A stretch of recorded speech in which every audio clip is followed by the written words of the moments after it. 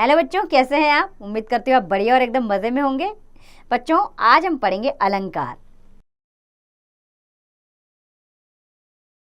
चलिए कुछ वाक्य पढ़ते हैं और समझते हैं इनमें क्या कहा गया है। तरनी तनुजा तट तमाल तरुवर बहु छाए, पीपल पात सरेस मंडोला। तीसरा वाक्य, तू मोहन कहीं उर्वशी है, उर्वशी समान। तो बच्चों, इन पंक्तियों में शब्दों को सुंदर ढंग से बुना गया है ताकि भाषा में चमत्कार उत्पन्न हो। पहली पंक्ति में त वर्ण की आवृत्ति बार बार हुई, यानी कि त वर्ण बार बार आ रहा है। दूसरी पंक्ति में मन की तुलना पीपल के पत्ते से की गई है और तीसरी पंक्ति में उर्वशी शब्द का प्रयोग 2 बार हुआ है, परंतु दोनों के अर्थ अलग अलग है। और चौथी पंक्ति में हृदय की तुलना नील गगन से की गई है। इस प्रकार के प्रयोगों से काव्य की सुंदरता बढ़ जाती है। अतः ये काव्य के आभूषण या अलंकार हैं। अलंकार का अर्थ ही आभूषण होता है। जिस प्रकार आभूषण शरीर की शोभा बढ़ाते हैं, उसी प्रकार काव्य का सौंदर्य बढ़ाने का काम अलंकार करते हैं। अतः काव्य का सौंदर्य बढ़ाने वाले चमत्कार को व्याकरण में अलंकार कहते हैं। आइए अलंकार के भेद जानें।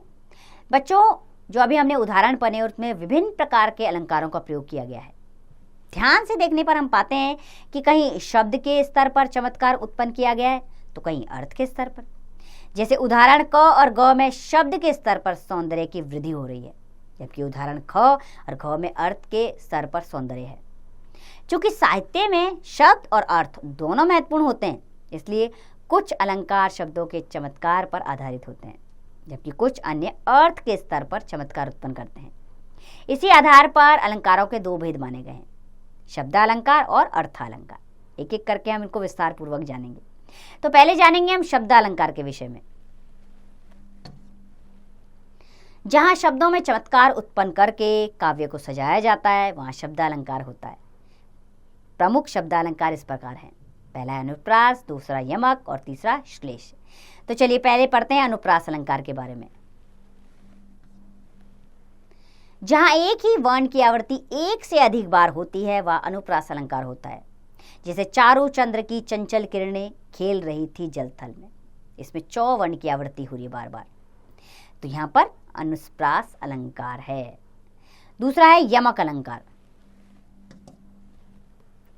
जहां एक ही शब्द की 1 से अधिक बार आवृत्ति हो। याद रखिएगा, अनुप्रास अलंकार में वर्ण की आवृत्ति होती है और यमक अलंकार में शब्द की आवृत्ति होती है। तो जहां एक ही शब्द की 1 से अधिक बार आवृत्ति हो परंतु उसके अर्थ अलग अलग हों, वहां यमक अलंकार होता है। जैसे काली घटा का घमंड घटा, यहां घटा शब्द की आवृत्ति 2 बार हुई है और दोनों जगह वे अलग अलग अर्थ प्रदान कर रही है। पहले घटा का अर्थ है काले बादल, जबकि दूसरी घटा का अर्थ है घटना या कम होना, लेकिन शब्द घटा ही है। तीसरा है श्लेष अलंकार। जहां एक शब्द का प्रयोग एक ही बार हो परंतु उसके अर्थ 1 से अधिक हो, वहां श्लेष अलंकार होता है। जैसे जो रहीम गति दीप की, कुल कपूत गति सोए, बारे उजियारे करे बड़े अंधेरे होए। बच्चों, इस दोहे में बारे तथा बढ़े इन 2 शब्दों का एक ही बार प्रयोग हुआ है, परंतु इनके 2 अर्थ निकलते हैं। बारे पहला अर्थ है इसका जलाने से और दूसरा है छोटा होने पर। इसी प्रकार बड़े का पहला अर्थ है बुझने पर और दूसरा बड़ा होने पर। अतः यहाँ श्लेष अलंकार है, यानी कि एक शब्द से 2 अर्थ चिपके हों, वहां पर श्लेष अलंकार होता है। अब आते हैं हम अर्थालंकार पर। बच्चों, जिस काव्य में शब्द के बजाय अर्थ में चमत्कार उत्पन्न हो रहा हो, वहां अर्थालंकार होता है, परंतु अर्थालंकार है। चलो अब हम पढ़ते हैं अर्थालंकार। जिस काव्य में शब्द के बजाय अर्थ में चमत्कार उत्पन्न हो रहा हो, वह अर्थालंकार होता है। प्रमुख अर्थालंकार हैं उपमा, रूपक अलंकार, उत्प्रेक्षा अलंकार, अतिशयोक्ति अलंकार और मानवीकरण अलंकार। चलिए अब इन्हें भी विस्तार पूर्वक पढ़ते हैं। तो सबसे पहले पढ़ेंगे हम उपमा अलंकार के विषय में। जहां किसी एक व्यक्ति या वस्तु के समान गुण धर्म को लेकर तुलना की जाए, वहां उपमा अलंकार होती है। उपमा यानी कि तुलना करना। जैसे काजल की रेखा सी कतार है खजूर की, या खजूर की कतार को काजल की रेखा के समान बताया गया है, यानी कि तुलना की गई है। अतः यहाँ पर उपमा अलंकार है। दूसरा है रूपक अलंकार। जहां एक वस्तु की तुलना दूसरी वस्तु से ना करके उसे दूसरी वस्तु का रूप दे दिया जाए, वहां रूपक अलंकार होता है। जैसे चरण कमल बंदो हरिराई, यहाँ भगवान के चरण और कमल को एक ही कर दिया गया है। यहाँ यह अभेद बना हुआ है कि किसकी तुलना किससे की गई है, अतः यहाँ रूपक अलंकार है, यानी कि भगवान के चरण और कमल को एक ही बता दिया गया है। तीसरा है उत्प्रेक्षा अलंकार। जहां एक वस्तु में दूसरी वस्तु की संभावना या कल्पना की जाए, वहां उत्प्रेक्षा अलंकार होता है। उत्प्रेक्षा अलंकार में मनो, मानो, मनु, जानो, जनु आदि शब्दों का प्रयोग किया जाता है। जैसे उस काल मारे क्रोध के तन कापे उसका लाग। दूसरा है मानो हवा के वेग से सोता हुआ सागर जगा। तो बच्चों, यहाँ अभिमन्यु की मृत्यु के बाद अर्जुन के क्रोध की संभावना समुद्र के उफानों से की गई है, साथ ही मानव शब्द का भी प्रयोग हुआ है, अतः यहाँ पर उत्प्रेक्षा अलंकार है। और चौथा है अतिशयोक्ति अलंकार। जहां किसी वस्तु या बात का वर्णन बहुत बड़ा चढ़ाकर किया जाए, वहां अतिशयोक्ति अलंकार होता है। जैसे हनुमान की पूंछ में लगन न पाई आग, लंका सिगरी जल गई, गए निशाचर भाग।